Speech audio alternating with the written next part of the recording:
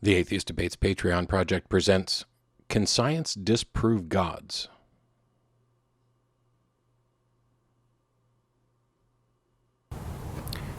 So I tend to get a lot of email with people asking me questions about, hey, I've heard this argument or that argument, and I've got this way of dealing with it. Is it good? Is it bad? Or is there a better way? What can I do? On other occasions, someone will email and say, hey, I'm going to be doing a debate, and here's the topic and the format, and can you give me some thoughts on this? And that's great. I mean, that's one of the reasons I do the Atheist Debates project in the first place. Not every debate's going to be a big formal debate with structure and timed conversations. Some of them are just going to be sitting around with people having the discussions, and we need to be able to do all of that. But recently someone emailed me and said, I managed to score my first public debate, and the only topic that this person would agree to is, can science disprove God? And immediately I wrote back, I was on my phone, and said, I can't begin to express just how bad this topic is. You realize you don't have to agree to a debate. You don't have to agree to a format or a question or a topic that isn't conducive to a good discussion. If it seems to be something that's going to shift the burden of proof, you don't have to accept it. It's better sometimes to not have a bad debate than to go ahead and engage and risk. Now, I'm not just talking about mistakes. Mistakes are going to be made. We've all made mistakes. I've made mistakes. It's one of the reasons why I go back and do the walkthroughs through the debates I've done in the past, so that we can learn from the mistakes I made and mistakes my opponents have made. There is a way to try to make the best of this. And so I sat down and I thought, if I were stuck defending the proposition, can science, or that science can in fact disprove God, how would I deal with it? How can we turn a potentially losing proposition into a productive debate? Let's take a look. So somehow or another you found yourself saddled with what is a terrible debate topic. Can science disprove God? And it's problematic for a number of reasons. If it's not handled correctly, it can look like we don't understand the burden of proof, we don't understand skepticism, we don't understand science, maybe we don't even understand the process of debating. And so all of these things need to be addressed to try to salvage this. And I think we can actually do more than salvage it. I think there's a way to make this topic go from terrible to productive. And there's a handful of things that we have to address in the course of doing this debate. The first thing is you have to actually address the topic. The individual I was talking to was going to kind of completely dodge the topic and do some kind of trick thing where, oh, well, I never said science can disprove God. That's what you pretty much agreed to do. You've agreed to take up the affirmative position on a debate, the question being, can science disprove God? So you have to treat the topic, and you have to treat it honestly and thoroughly. One of the reasons this topic's so bad is that it's not particularly well defined. It has one very specific connotation within the scientific community. It has another connotation within the minds of the people who hear this, the way we think about things, the way we casually and colloquially talk about, oh, this is proved or this is disproved. So you've also got to start by defining what each of the words mean. What do we mean by science? What do we mean by disproved? And what do we mean by God? Because science can't disprove any ill-defined notion.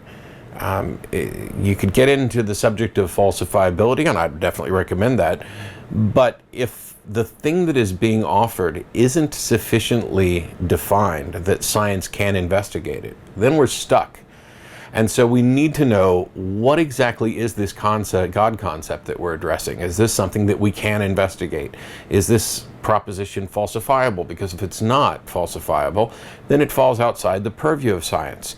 It falls outside the purview of skepticism and critical thinking, to the extent that we can confirm or disconfirm something.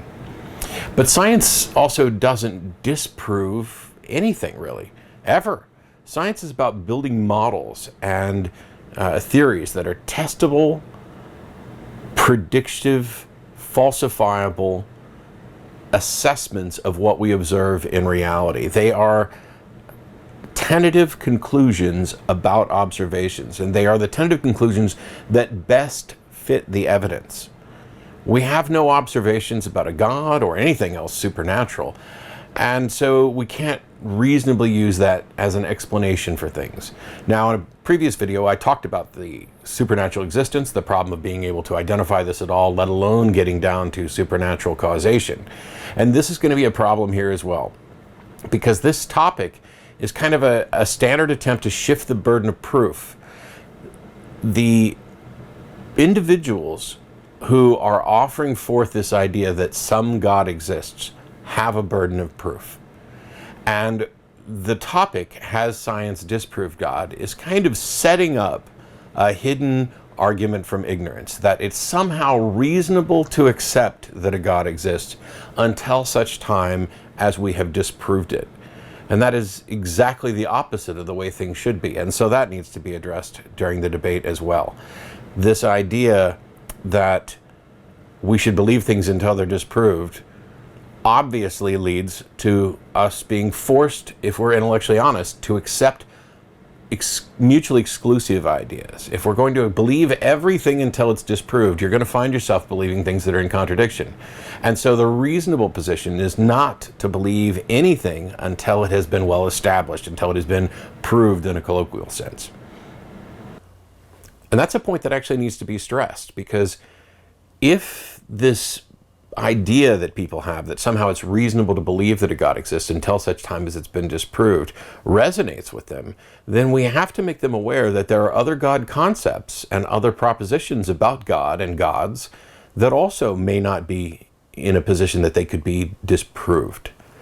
And if they're going to be intellectually honest, they would have to believe all of them. And yet they only believe the one, which means that they must then provide some other mechanism. Mere scientific disproof or failure to disprove can't be the criteria by which they establish what is reasonable, what's believable. So they have to have some other criteria. And this is a point that we need to address during the debate to make sure that we're not just being shifted off into a side discussion about what science can or can't disprove, but we also need to fairly address what they can in fact prove. Because at a minimum, we'd be sitting in a position where we're stuck, where we have no idea what to believe. Science, or more accurately, logical reasoning, can in fact disprove in a colloquial sense some gods and some God propositions, provided that they either entail some internal inconsistency in their qualities or some inconsistency with what we observe in the real world. For example, if you had a God concept that included God created the earth and the earth is the only planet, then the observation of other planets would present a contradiction such that we know that particular God model isn't true. That God may exist and we may have bad information about it. There could be any number of other ways around this problem. But the entire God concept package of a God who created the earth and it is the only planet is refuted by the observation of other planets. And therefore, that particular God in its entirety cannot exist.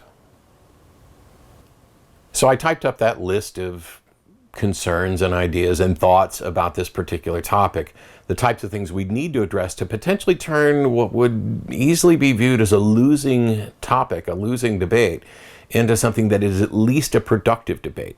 And then I wrote up what I think is a pretty good opening statement, a good way to work these things together and address them. And I'll go ahead and read that opening statement in just a couple of minutes.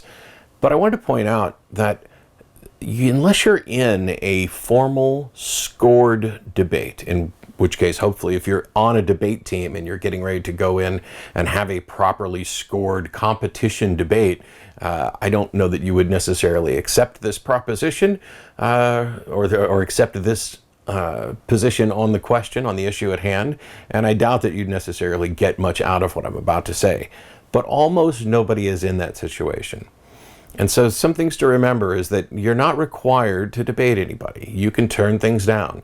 And even if you find yourself having this particular discussion about science proving or disproving God in a more conversational sense or any other topic, you're allowed to say, I don't know, it's a good thing. You're also allowed to say, I don't think this question's phrased properly. I think we are perhaps shifting the burden of proof. Shouldn't we be talking about what you can demonstrate? What is your claim? But there's an important thing to remember when having these conversations and when arguing in front of a crowd who believe the opposite of what you believe. From a rational point of view, if we just consider the proposition, they may in fact have the burden of proof.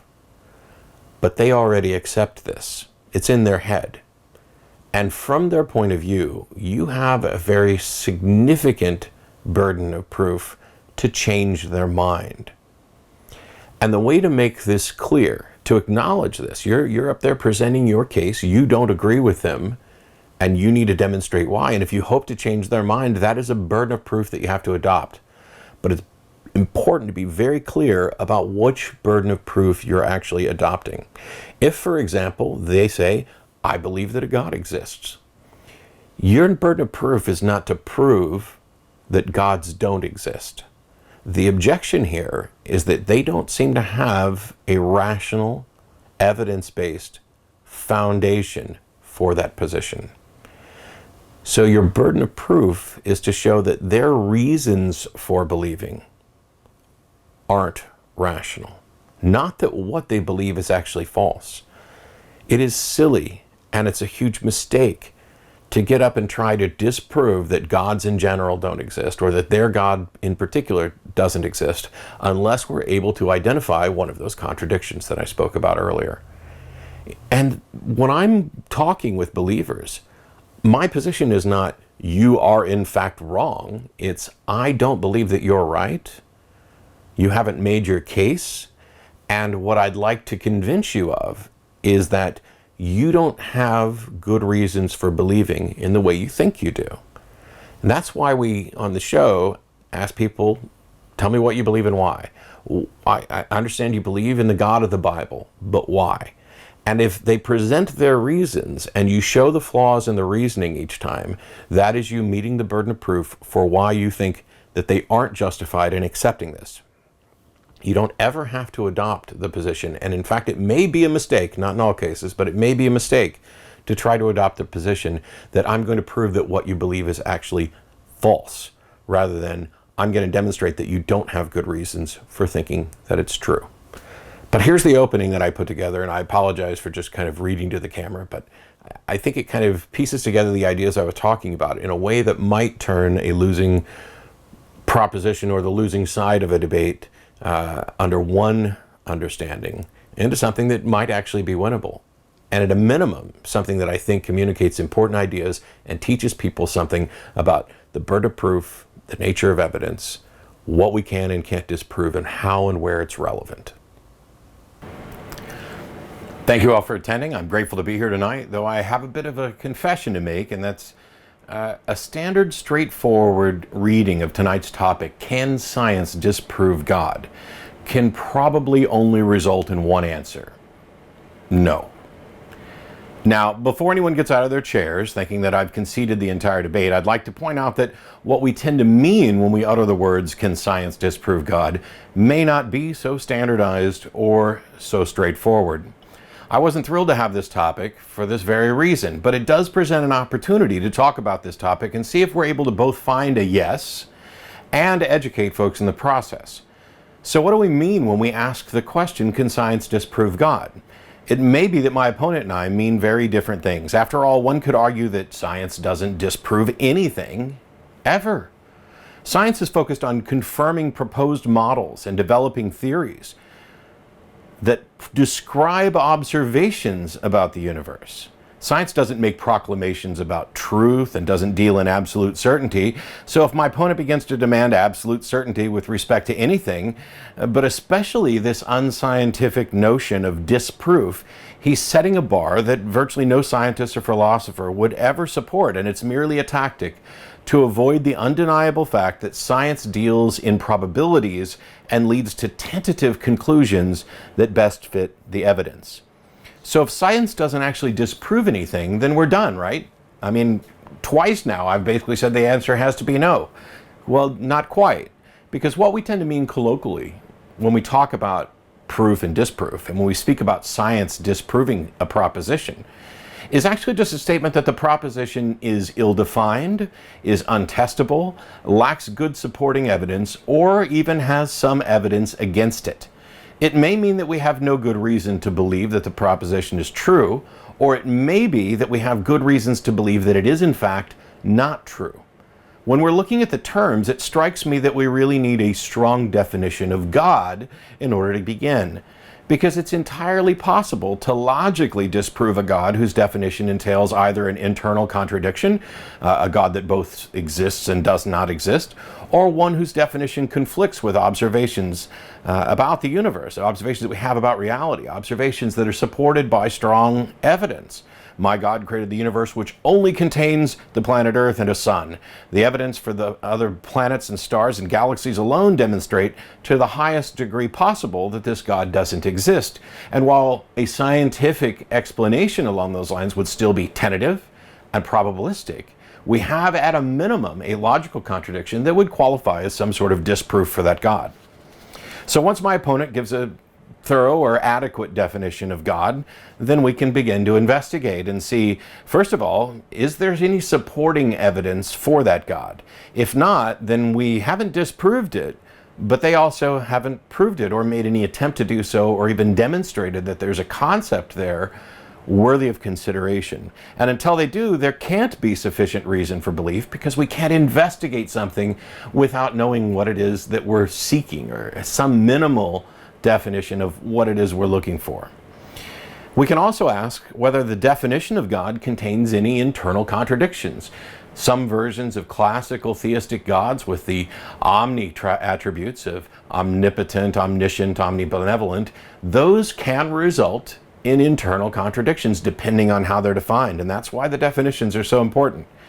We can also look for, does this definition conflict with observations about the natural world? If either of those cases is true, then that God has been disproved in about the only possible sense. Throughout history, gods have been proposed and redefined. They've been invented as explanations for the unknown or to quell our fears. We know this. I'd suspect that my opponent agrees with this point, because there are many, many gods that he clearly doesn't believe in, which means he's ruled those other gods to be fictions and determined that his is fact. But how did those proposed gods lose their followers? They were defined in such a way that it simply became unreasonable to continue believing in them in the face of better scientific explanations for the universe that seemed to conflict with what those God propositions had to say about the universe. They also stood in the face of gods who were defined less rigidly. It turns out that the less rigid your definition of God is, the harder it is to pin down. But that also has the drawback of making it probably unfalsifiable, something that we may not be able to examine scientifically or rigorously. And therefore, while you could say, you can't disprove this, that becomes largely irrelevant, because there's all kinds of things that you can't disprove. You see, if you define a vague God that cannot be investigated scientifically, it's much harder and perhaps impossible to disprove that God. Thor used to be the god of thunder, hurling lightning bolts from the sky. But when we discovered that lightning was a natural phenomenon, an electrostatic discharge, Thor became less believable. Did we disprove Thor? Not in any absolute sense. I suppose some could propose that Thor does control the lightning, and our discovery that it's just a natural phenomenon doesn't disprove Thor's existence, it just shows us how Thor throws lightning. After all, this is precisely what some Christians have done with respect to scientific conflicts with their worldview. When it was exposed that the claims of Genesis weren't literally correct, they became more metaphoric. When evolution became virtually undeniable to all but the most anti-scientific, some Christians simply acknowledge the fact that evolution merely describes how God went about creating the diverse set of species. Although this doesn't explain why some of them actually believe in the ridiculously unscientific super rapid evolution that is required if all species on the planet were repopulated by the contents of one 600-year-old man's boat, it's at least something that they can put forward. But does that prove the case, or is their God just getting smaller and more vague in the face of better competing explanations of the universe? The truth is that the proposition of tonight's debate, can science disprove God, is an attempt to shift the burden of proof. It's an attempt to reframe the entire discussion in such a way that the God proposition appears reasonable until someone disproves it. It's a way for theists to avoid defending the proposition that they actually believe, namely that a God exists, or that it's reasonable to believe in God until such time as it's disproved. But this is an entirely unreasonable position, because while my opponent may have some God that he defines, which science can't disprove, under very narrow and unscientific definitions of science and disprove, there are other gods that one could define which science could also not disprove under those conditions. And that means that mere disproof by science is irrelevant. My opponent must have some other way to distinguish between the various gods that science can't disprove, or else he's guilty of special pleading. If there are 12 God concept, God propositions that can't be disproved by science, and he's managed to pick one of them while rejecting the other one, that's either a fallacy of special pleading, or he has some reliable mechanism by which he's able to discern which of them is fact and which is fiction. And that needs to be presented in the course of demonstrating the truth of his proposition. If he has a God that he thinks can't be disproved by science, that would be true for other gods as well. How does he decide between them? If he thinks that science can disprove those other gods, then he's the one claiming that science can disprove God. And my position in this debate of science being able to disprove at least some God propositions is already settled. But when he says science can disprove God, but not my God, that's where the fallacy of special pleading comes in, and that's where the admission that there's something about his God that prevents science from examining it, even if science can examine other God claims. And what if that something is that it's not well defined, that it's not falsifiable, that it's not the sort of proposition that science can confirm or rebuke at this point? If we both agree that science cannot disprove gods, then we're done. And his God is on even footing with all the others. Not disproved, but also not proved, which means that no one can be reasonably justified in believing in a God until someone meets the burden of proof for that God, which would first require meeting a burden of proof to demonstrate a mechanism for identifying supernatural causation, which would either qualify as science or as some new way of knowing, which would have to be verified scientifically. If we both agree that science can disprove gods, but he wants to exclude his God, then he's adopted a new burden of proof. He not only needs to prove that his God exists, he has to prove that only his God can be proved to exist. In the first case, the attempt to avoid a burden of proof actually results in several new burdens of proof, possibly including one for an entirely new way of knowing. In the second, the attempt to avoid a burden of proof results in two new burdens of proof. There's a reason that science is based on methodological naturalism, essentially the recognition that we are currently and perhaps forever blocked from confirming the supernatural. There's a reason why courtrooms, at least in this country, adopt the innocent until proven guilty standard. If you fail to convict someone, you haven't proven that they're innocent. That's the default assumption. You failed to prove guilt. There's a reason why the time to believe any claim is after it's been demonstrated reasonable to do so. You see, you have two options. Either you believe every claim until it's disproved, or you believe no claim until it is proved. And if you believe every claim, you'll be forced to believe contradictory claims and have no mechanism to reconcile that conflict. That's a state of cognitive dissonance, and it results in an irrational worldview that leads to madness, which is why we encourage the other option. Believe only after proper supporting evidence is presented, and don't be fooled by the attempts to avoid presenting evidence that invariably take the "you can't prove God doesn't exist" line that we frequently hear. Can science disprove God? Yes and no, depending on definitions. I wonder which position my opponent actually holds, because as I explained earlier, his God doesn't fare well under either model. So that's roughly what I came up with as a potential opening for the debate.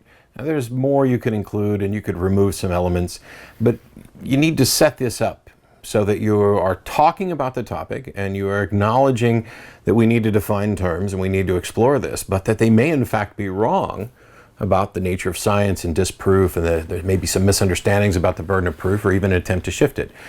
But a debate isn't just an opening statement, and if you're doing this conversationally, it's probably more important to have some questions to ask them.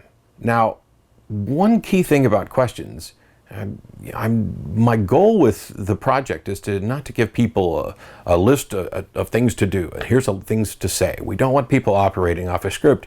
We want people to have actually thought about these topics and actually understand them. The goal is to expose that the other side may be operating from a script, or that they may not understand it, or to find out whether or not they actually know something that we don't, and to learn from it. So some potential questions to ask during this discussion, and these are questions that you should think about ahead of time and try to imagine the different answers that you're going to get and how you might respond to them. And if you find yourself stuck, if you can't imagine what kind of response they could give, ask people. It's okay to engage in stuff, and find yourself a theist friend or a message board and say, in this subject of science disproving God, if I were to ask you to define your God, what kind of answer would you give me? How do you define God? I mean, it's not enough to just say, oh, the God of the Bible, because there's 1,000 or more different Christian denominations that are all pointing to the God of the Bible. And then if you only reference the Old Testament, you've got Judaism as well. I need something a little bit more. I need something about the characteristics of that God. Other questions to ask. Is he using, or is your opponent using, different standards of disprove for his God and other gods? If they're convinced that science has in any way disproved of those other gods but can't disprove theirs, are they equivocating on the term disprove? Is this special pleading, or is this an equivocation where they're using it in an entirely different context that they might even recognize? How did they go about disregarding those other gods? Was it science? If it was personal revelation, for example, they need to acknowledge that personal revelation is not good for anybody else. Your personal revelation does me no good. It does your neighbor no good. I'm fully willing to believe that you may be honest and may be convinced that you've received this personal revelation, but that's a separate issue from whether or not what you think you received is actually true. If you're basing it on the Bible, then we need to have a discussion about why you consider the Bible valid. How did you go about rejecting these other books? Why is it that you find this book compelling? And part of that comes down to, why isn't this God obvious to everyone? I mean, either God exists or it doesn't. That's the simple solution. And if God does exist, then it either manifests in reality in some detectable way, or it doesn't. If it doesn't, we're done. But if it does manifest in reality in a detectable way, which is kind of the position we're in, because Christians and other theists are running around pretty much claiming to be little God detectors. He helped me find my car keys. He cured my cancer. He's manifesting in reality in all sorts of ways that they're able to detect. So this would make it a testable proposition, or at least something that we can examine. If he thinks that science confirms his God, then what about the wrong order of creation, the flood, the Tower of Babel? They may disregard all those things as metaphoric. This is why you have to drill down to get the best definition of what it is that they're actually talking about that you possibly can. Do they think that science can disprove other gods? Do they even understand the way science works? Do they realize that what science does is not make proclamations about truth, but actually comes up with probabilistic models of the world that are the best explanations for the current observations? This sounds a lot like the last one, but it's different. This idea of whether or not you can scientifically disprove God. Your opponent needs to describe the model, how it works, and how he knows it works, and how he was able to determine that this was a reliable model if it's not scientific. They believe in some God, some package of ideas, and they're convinced that this is true. Many of them would bet their lives on it and swear up and down, and some of them will even acknowledge that there's nothing you could say that would ever change their mind. So what was the mechanism that confirmed the model? Did they confirm that God exists by science, or did they use some other thing? This way, if you get into appeals to faith, personal revelation, gut feelings, the contradictory is absurd. This has to be the case because it's absurd to think that it couldn't be the case. Those are all claims at the foundation of their beliefs that they would then need to demonstrate. There's a lot more to actually talk about on this subject and a lot of other subjects, but I put together some thoughts on a potential closing to this debate. And since I've already noted that it's worthwhile to remember that you're talking to people who believe something And so even though they should have the burden of proof, you at least have a burden of proof to show why you don't believe and why you think they shouldn't believe. But I put together a couple notes on a closing remark for this debate. I have no idea if he ended up using it or not, but I think that it might actually be a bit snarky to some. But if you're in a position where the only debate that they've agreed to is to shift the burden of proof, maybe this is justified. As noted, my opponent simply wouldn't debate any other topic. Why not? 1 Peter 3:15 requires Christians to be ready at all times to give the reason for their faith. It doesn't instruct them to be ready at all times to shift the burden of proof and expect others to prove God doesn't exist. Some Christian debate opponents argue on behalf of vague first cause, prime mover gods, which are entirely deistic, and they don't even begin to approach any sort of defense of the purportedly risen Savior that they claim to believe in. I doubt that the Great Commission intended Christians to go out and convince people that there was a vague first cause or prime mover. If they can't or won't defend what they actually believe, that's kind of bad.